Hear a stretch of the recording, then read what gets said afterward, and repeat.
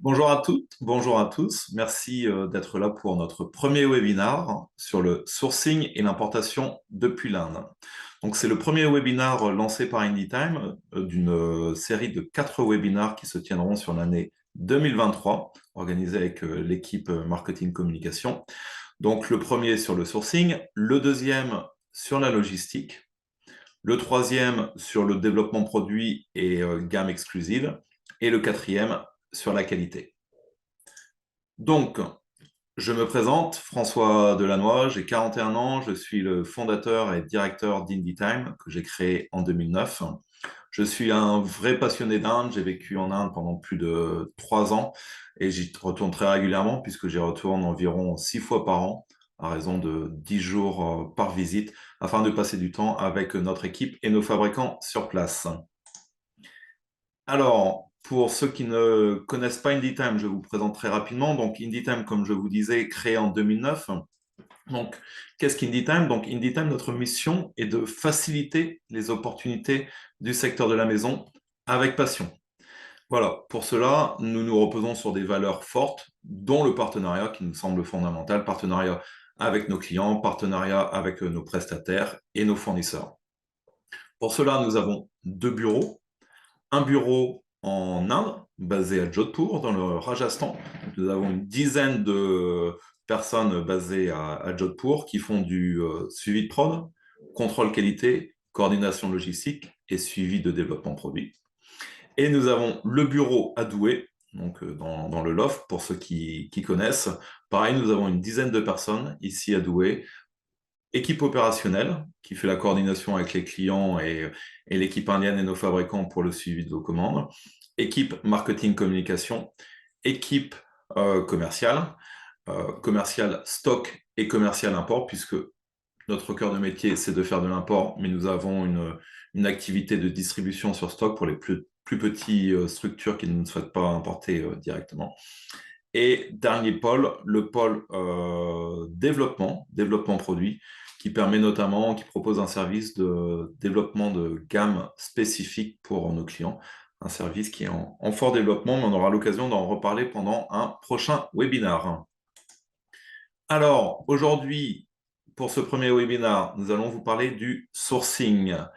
Donc, je pense important de redéfinir le sourcing. Donc, le sourcing, dans un contexte professionnel, il fait référence au processus de recherche et de sélection des fournisseurs ou des prestations de services. Donc, aujourd'hui, on va se centrer principalement sur la sélection de fournisseurs, cibler les bonnes zones, les bons fournisseurs, les bons produits. Avant toute chose, avant d'attaquer dans le contenu du sujet, la problématique, quelle est-elle? On sort d'une situation avec le Covid très dynamique pour le secteur du meuble et de la maison. Euh, Suite à la sortie post-Covid, on a rencontré beaucoup de difficultés, des difficultés liées au transport, des enjeux plus importants sur la RSE, l'impact écologique des approvisionnements qui est une problématique à prendre en considération, les problèmes d'inflation également dont on parle depuis les 6 derniers mois. Voilà, donc tout ça pris en compte, la problématique est-il pertinent d'orienter et développer son sourcing vers l'Inde? Alors, on va commencer à vous parler de l'Inde. Donc l'Inde, forcément, est un pays assez mystérieux qui englobe beaucoup de clichés pour ceux qui ne le connaissent pas. Donc, pays surpeuplé, pays où effectivement on peut avoir pas mal de pauvreté et des gros écarts entre les différentes classes, pays un peu chaotique. Voilà. Tout le monde a ça en tête. Mais l'Inde, bah, vous doutez bien que je vais vous parler des aspects positifs, puisque je suis un vrai amoureux de ce pays. L'Inde, ce n'est pas que ça. Donc, 3 points qui me semblent importants pour valoriser l'Inde. Le premier, c'est le fait que c'est un pays en plein développement, en forte croissance, avec un développement de population très important. Qui dit développement de population dit population très jeune, donc fortement dynamique, et également un développement important de la classe moyenne indienne, donc avec des aspirations en termes de consommation plus importantes et surtout une ouverture avec le monde plus importante, plus de voyages, plus de déplacements, des jeunes qui font leurs études en Europe ou aux États-Unis, et puis de plus en plus d'échanges économiques. Donc, premier point. Deuxième point, des relations avec la France très développées. Le Premier ministre indien, Narendra Modi, souhaite valoriser l'Inde, valoriser le fait que l'Inde peut produire beaucoup de choses. Modi, il a vraiment une dynamique d'ouverture de l'Inde sur tous les pays à travers le monde et il a développé de très bonnes relations avec la France, avec Emmanuel Macron. Voilà, donc on entend de plus en plus parler, et aujourd'hui, l'Inde ne considère plus forcément la France comme un pays touristique uniquement, mais comme un pays partenaire au niveau du développement économique. Troisième point, bah, c'est l'environnement propice à l'import. Alors, je ne dis pas que c'est facile d'importer d'Inde, mais ce n'est pas extrêmement complexe. Voilà. Il suffit de bien comprendre les rouages. Chose importante, c'est qu'au niveau de l'importation, sur le mobilier, sur tous les produits liés à la maison, vous n'avez quasiment pas de droit de douane. Sur le mobilier, par exemple, on n'a pas de droit de douane ou de toute petite taxe, mais très minime. Sur la petite déco, sur la déco en métal, on a des petits droits de douane. Mais c'est très limité. Donc ça, c'est un point forcément intéressant parce qu'il n'y a pas de barrière à l'entrée sur l'importation en provenance d'Inde. Et la deuxième chose importante, c'est que les achats qu'on effectue avec nos fournisseurs sont faits en euros, ce qui donne une stabilité au niveau de la monnaie et un risque moins important lié aux fluctuations des marchés. Voilà pour l'Inde. Après, je pourrais vous donner beaucoup d'autres points intéressants pour développer du business avec l'Inde. On va rester sur ces trois points. Alors, maintenant, je vais vous parler du sourcing, des contraintes et des risques d'échec. Et on parlera des opportunités par la suite. Nous avons listé 5 contraintes qui ne sont pas exhaustives, mais qui nous semblent fondamentales à être prises en compte dans votre démarche d'import en provenance d'Inde. La première contrainte, c'est l'approche culturelle. Il faut savoir qu'il y a une très forte différence de culture entre l'Inde et la France et l'Europe. Ici, en Europe, on est beaucoup plus individualiste. En Inde, on est beaucoup plus basé sur le groupe, sur la famille, qui se retranscrit notamment dans les organisations, les entreprises, avec le positionnement du chef d'entreprise un peu comme un père dans le mode familial. Euh, Également, les points religieux. La religion est très présente en Inde. La religion hindouiste impacte directement la société au quotidien et également le mode de fonctionnement des entreprises. Voilà, donc tout ça, c'est à prendre en considération parce que c'est un monde complètement différent. Et après, l'Inde, bah, en parlant de l'environnement global de l'Inde, bah, c'est également les contraintes liées à l'environnement et notamment au climat. Il faut savoir qu'en Inde, janvier, février, mars, il fait entre 15 à 25 degrés, mais à partir de fin mars, vous prenez 5 degrés tous les mois, et vous arrivez au mois de mai, juin, où il fait 40, 45. Donc vous imaginez bien qu'au niveau des prods, c'est forcément fatigant de produire dans des conditions de forte chaleur. Et à la fin du mois de juin, vous perdez 5-10 degrés, sauf que la mousson arrive, et vous devez avoir en tête des images de la mousson, mais il pleut énormément, donc ça crée soit des inondations dans les rues, soit des taux d'humidité très importants, donc ça va pareil impacter les productions et également les coupures de courant hein, qui sont très importantes dans les usines à ces périodes-là. Donc ça, on est obligé de le prendre en considération parce que bah, forcément, quand on a ces périodes de forte chaleur ou de mousson, ça impacte le business. Deuxième point fondamental, c'est l'approche qualité. Alors, l'approche qualité, les standards que les Indiens ont et les standards que vous avez ici en Europe sont complètement différents. Je vous donne un exemple.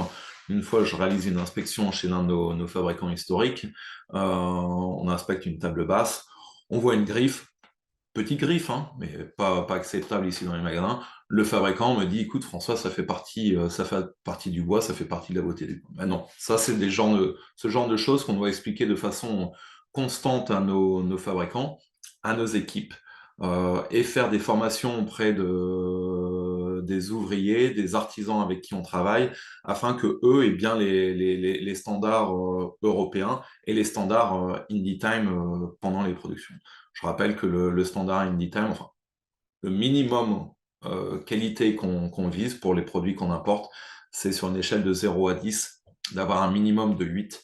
Là, on a une stratégie d'orientation vers le 9, mais c'est d'avoir un minimum 8. Et ça, si vous ne le rappelez pas au fabricant, le fabricant, souvent, son standard, il se rapproche plus des 4,5 que les 8 qu'on se fixe. Voilà. Troisième point, la gestion des délais. La gestion du temps en Inde est complètement différente également de la gestion du temps que vous avez ici en Europe. Ici, on sait très bien que quand vous dites à l'un de vos clients que vous souhaitez le livrer le 15 juin, ben, si le client est livré le 25 juin et qu'en plus il n'a pas été informé, on rentre dans des situations de relations clients très compliquées.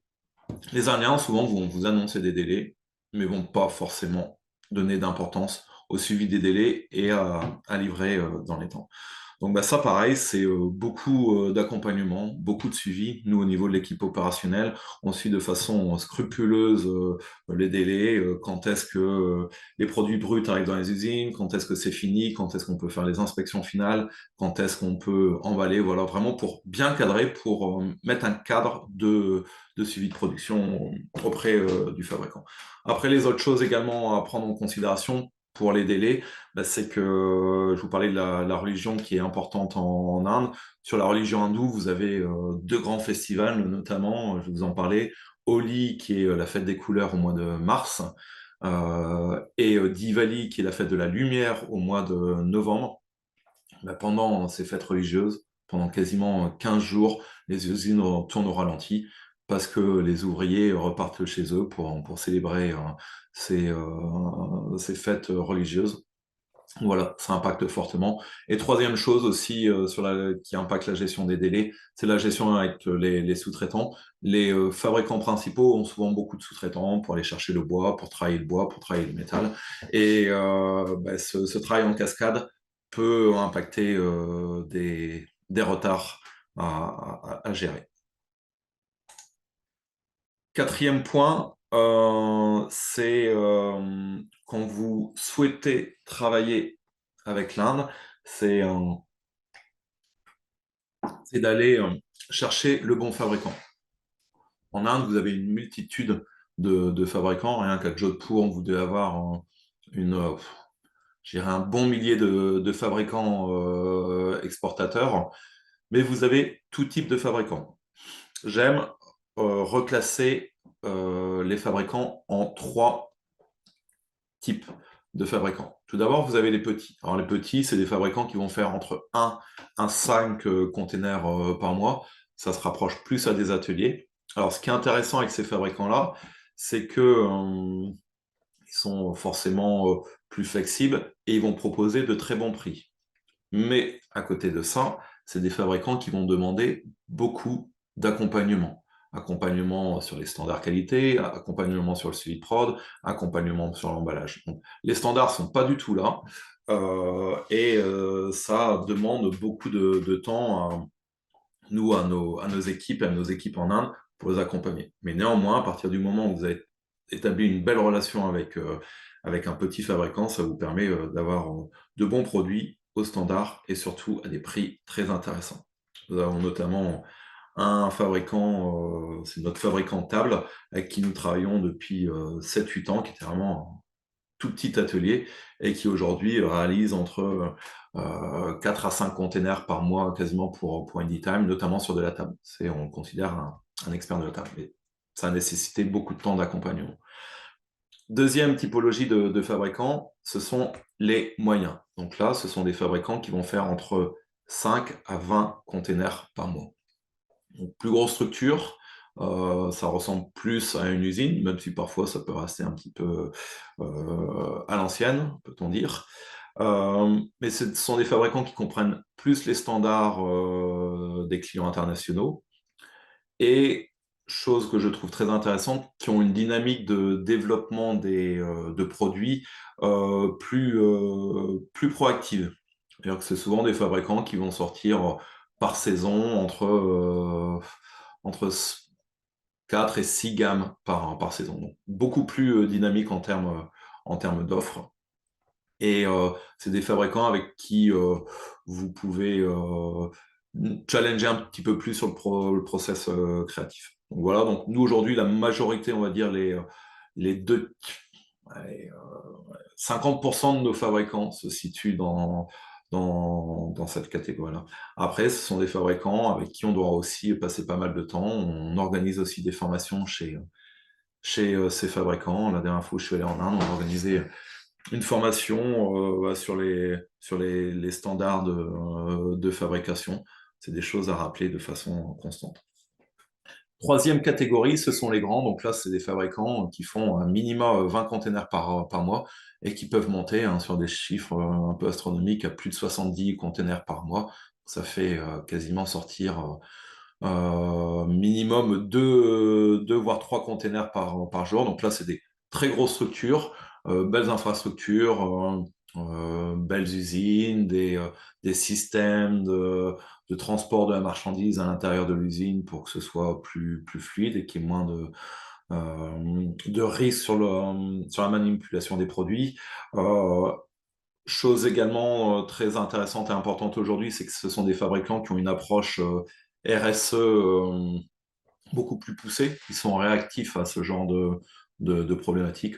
On a l'un de nos très gros fabricants, ils font attention au traitement de l'eau, ils ont des panneaux solaires, beaucoup d'accompagnement santé auprès de leurs équipes. Donc ça, c'est des choses intéressantes si vous cherchez à valoriser l'engagement RSE des partenaires indiens. Voilà, donc ça c'est le plus des grands. Par contre, il y a un moins qui est à prendre en considération, c'est que souvent les tarifs sont plus importants. On se retrouve avec des fabricants qui, par rapport à un petit, qui vont être en moyenne 20 voire 25% plus cher qu'un petit fabricant. Voilà, donc ça c'était le quatrième point. Le cinquième point, lié à l'approche produit, à l'image, au design, c'est la copie.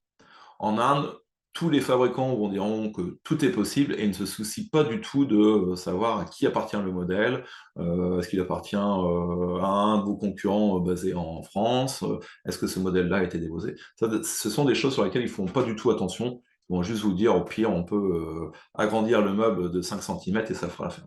Bah là, il faut être très vigilant parce que quand vous importez ce genre de choses, vous voyez un produit très intéressant, vous vous dites, ah ben tiens, c'est le fabricant qui le fait, vous l'importez si vous n'avez pas, si on n'a pas les droits du design, si c'est pas nous qui avons développé le produit, que le produit est enregistré par l'un de vos concurrents, ben c'est nous et vous qui se retrouvons dans une situation compliquée avec des risques juridiques liés au non-respect du copyright.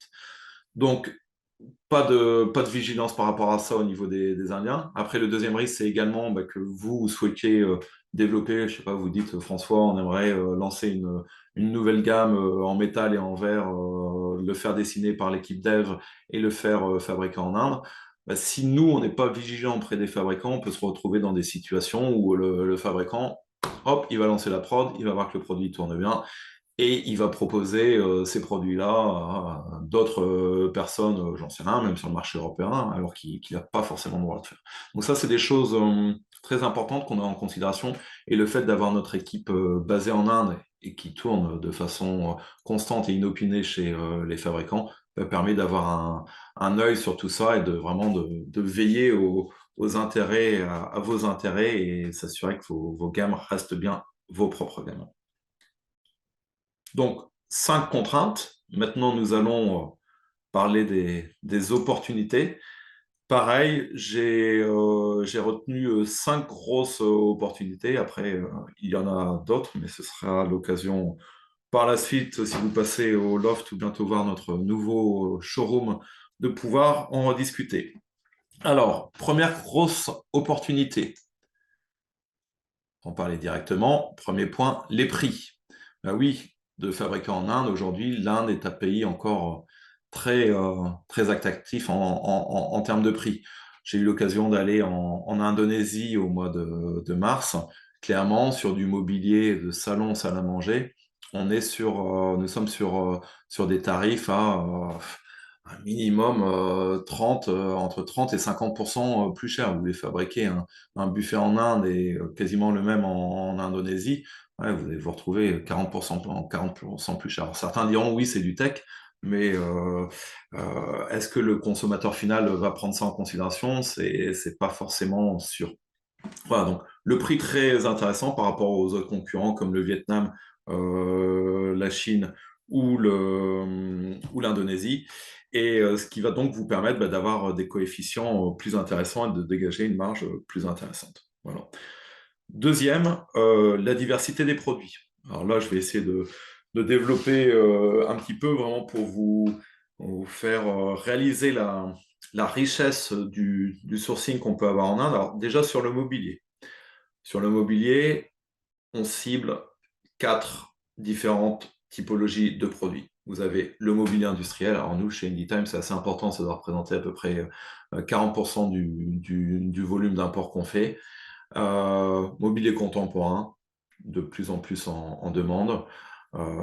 Et nous avons des fabricants qui sont capables de faire de belles choses au niveau contemporain.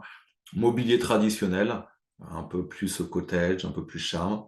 D'ailleurs, c'est des choses qui reviennent un petit peu en tendance. Donc ça, c'est des choses qu'on propose avec l'Inde. Et mobilier ethnique, hein, alors ça peut être soit de la pièce unique ou du produit plus type ethnique. En termes de matière, déjà au niveau du bois, vous avez une belle diversité. Le manguier qui est le plus couru actuellement. L'acacia qui, je trouve personnellement, permet de faire des choses un petit peu plus contemporaines. Vous avez le palissandre, alors le palissandre avec des contraintes d'importation, notamment en termes de certificats, mais c'est faisable. On doit juste bien vous accompagner là-dessus sur les papiers, mais ce sont des choses faisables. Voilà. Donc au niveau du bois, également du bois recyclé qu'on fait un petit peu. On a un petit peu de demande. Après, vous avez forcément le métal. Hein, et puis ce qui est intéressant, c'est que les Indiens sont capables de travailler le métal de façon texturée, qui lui apporte vraiment une vie comparée à des choses plus polissées qu'on peut trouver en Chine. Et après, vous avez les matières naturelles qu'on voit de plus en plus, matières minérales, le marbre, travertin, quartz, granit. On vous a listé également le marbre vert.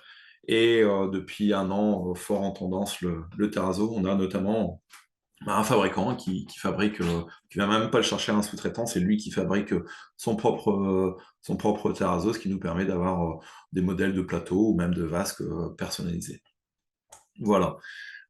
Après, autre typologie de produits, alors là, d'une façon plus globale sur l'univers de la maison, du luminaire, pareil, luminaire industriel, luminaire contemporain, luminaire traditionnel. Alors, sur le luminaire, c'est très important d'être bien vigilant sur les normes, les étiquetages, tout ce qui est système électrique. Et ça, c'est des choses que les fabricants indiens ont en tête, et c'est des choses que nous connaissons, sur lesquelles nous pouvons vous accompagner. Le textile. Alors le textile, vous avez tout ce qui est tissu, du tapis, et des beaux tapis. Alors là, sur le nord de l'Inde, mais également sur le sud. Alors nous, on est plus sur le nord de l'Inde. Du coussin et du linge de lit. Plus tout ce qui est art de la table également, tissu, art de la table.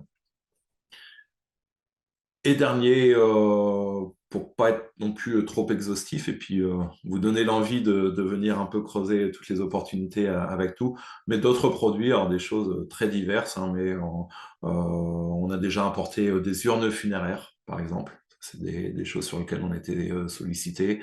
La décoration indoor, la décoration outdoor, avec par exemple des vases, des beaux gros pots de fleurs outdoor. Ça, c'est des choses que vous pouvez trouver en Inde. des meubles présentoirs, mais pas forcément en bois, sur du MDF, par exemple, des petites choses toutes simples. Mais si vous avez des besoins de meubles pour exposer certains produits, là, on a été sollicité par une société de mercerie qui souhaitait avoir des petits meubles pour présenter des bobines de fil. Puis après, vous avez plein d'autres choses, hein, l'encens, par exemple.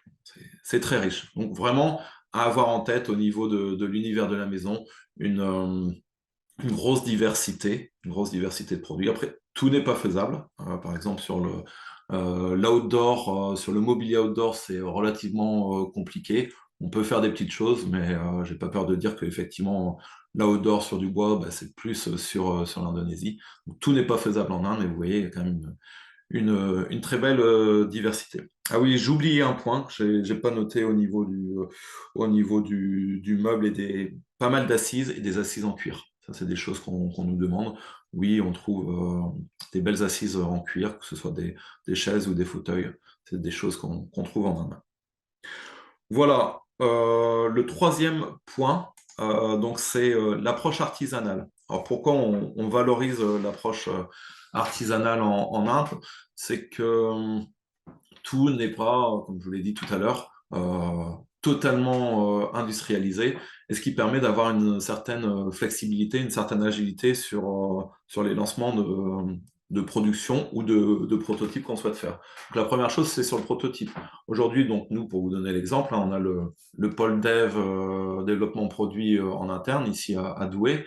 Bah, quand on a un client qui nous sollicite pour faire des protos, ben, les fabricants indiens sont très réceptifs pour faire des protos, euh, pas facilement, mais ils ont la capacité de faire du proto sans devoir lancer des prods directement. Ça, c'est un premier point. Et pareil, ben, le proto, nous, on le suit en Inde, on s'assure que le proto est bien fait. S'il y a des choses à refaire, ils le font.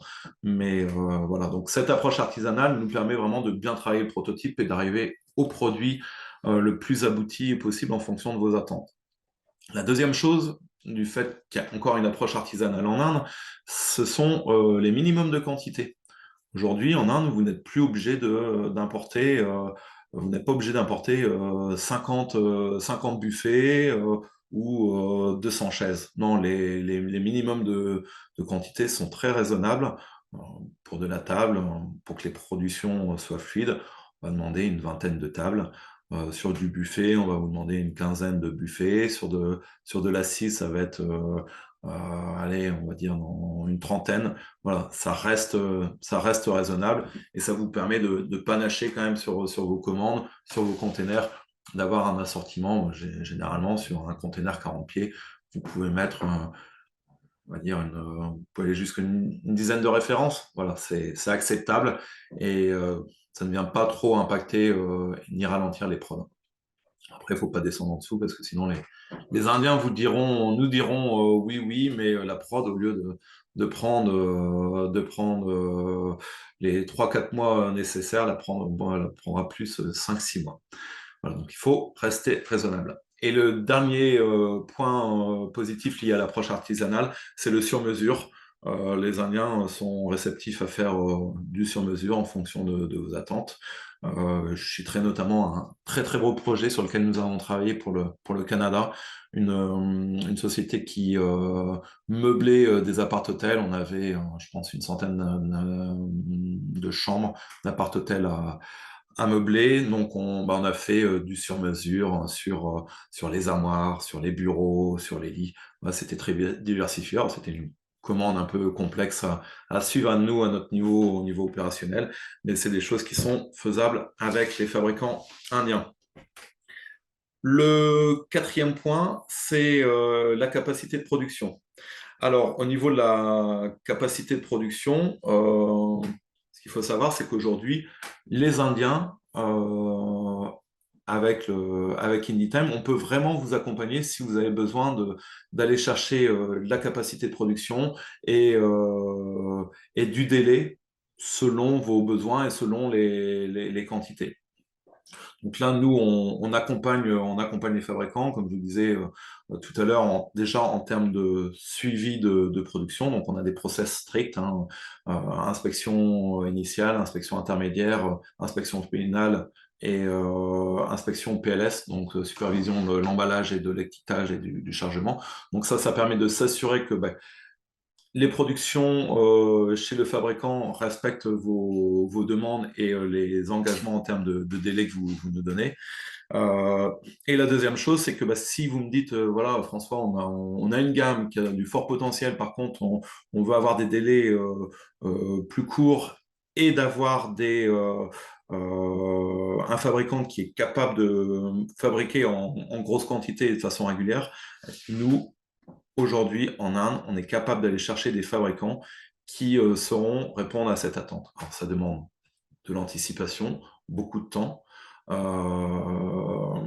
bien réfléchir au projet, mais on a, je prends ça deux exemples, on a un fabricant qu'on avait identifié il y a une dizaine d'années, un petit fabricant qui faisait entre 3 et 5 conteneurs, qui était plutôt bien structuré. Et on avait un client qui voulait aller chercher du volume sur sa typologie de produits. Et donc, on a aidé le fabricant sur son business plan, sur la structuration de son usine. Et aujourd'hui, c'est un fabricant qui a une usine capable de sortir entre 20 et 25 containers. Donc voilà, c'est une belle réussite, c'est une belle fierté pour Anytime d'être capable de répondre à la demande de volume, de capacité de production de nos clients. Je vous donne un deuxième exemple parce que c'est quand même des belles réussites. Aujourd'hui, notre plus gros fabricant sur notre activité stock et pour nos petits clients import, c'est un fabricant qui faisait une quinzaine de containers. On a eu des très beaux développements avec lui pendant le Covid. Et aujourd'hui, on lui fait à peu près 8 containers par mois, on va dire, ça peut même monter jusqu'à 10. Le fabricant a cru en Anytime, a cru en projet, a cru en la demande de nos clients et a développé complètement une autre usine de finition et d'emballage qui permet justement de répondre à la demande. Voilà, donc il y a de la possibilité, si vous voulez produire en plus grosse quantité, même que vous avez des projets sur lesquels vous avez travaillé sur d'autres pays sur lesquels vous êtes saturé, n'hésitez pas à vous poser la question, pourquoi pas l'Inde? Dernier point, le transport. Alors, le transport, vous devez avoir en tête les taux astronomiques dont on parlait pendant la période juste post-Covid de l'année dernière. Ce qu'il faut savoir, c'est que les prix du transport sont revenus à la quasi-normale comme avant le Covid. Donc ça, c'est une excellente chose. Il y a moins de saturation sur les acheminements Inde, ce continent indien, jusqu'à l'Europe. Aujourd'hui, on est, on va dire, en moyenne à 25 jours, si tout se passe bien. On est dans une moyenne de 25 jours pour le rapatriement du conteneur jusqu'au port, soit au Havre ou soit à Anvers. Voilà. Et le deuxième plus de l'Inde, c'est que, comme je vous disais tout à l'heure, les fabricants n'ont pas forcément des attentes trop importante sur les mots pareil, au niveau des commandes, vous avez la possibilité de demander, commander. Après, on doit tomber sur un minimum raisonnable, mais on va dire une commande, vous voulez lancer une gamme, pas faire un container complet, ça, c'est des choses qu'on peut faire. Avec notre équipe sur place et les fabricants, on peut consolider. Donc, on a des containers pas non plus 10 par mois, mais deux containers tous les mois qu'on consolide. On va mettre des commandes de différents clients ou différents types de produits, du tapis, même de la déco. Voilà. Ça, c'est des choses sur lesquelles les fabricants indiens sont plutôt réceptifs. Alors pareil, ça demande de l'accompagnement, de l'encadrement et du suivi, mais ils sont plutôt réceptifs à ces demandes. Voilà, donc on a vu ces 5 opportunités. J'espère que ça vous motive, titille hein, de les explorer. On peut en discuter de façon plus détaillée si vous le souhaitez. Alors, pour conclure, donc on s'était dit avec Oriane qu'il serait sympa de vous, de vous donner des conseils plus plus. Donc voilà, ces conseils plus plus reviendront pour les prochains qui viennent au webinaire Indie Time au deuxième trimestre. Vous les retrouverez également. Donc, les conseils pour le sourcing et l'importation en provenance d'Inde. Il y en a trois. Donc, le premier fondamental, c'est bien définir vos standards. On a parlé, la différence de standards entre l'Inde et ici est importante. Et quand vous avez un projet import, quand vous voulez lancer des prods, il est important de bien définir vos standards, où vous vous positionnez et quelles vont être vos attentes. Vos attentes en termes de qualité et vos attentes également sur d'autres choses comme l'emballage et l'étiquetage. Bien le définir, bien le formaliser et bien le partager. Donc, là, c'est le travail de nos équipes également de vous rappeler ça. Hein. J'insiste tout le temps auprès de nos clients.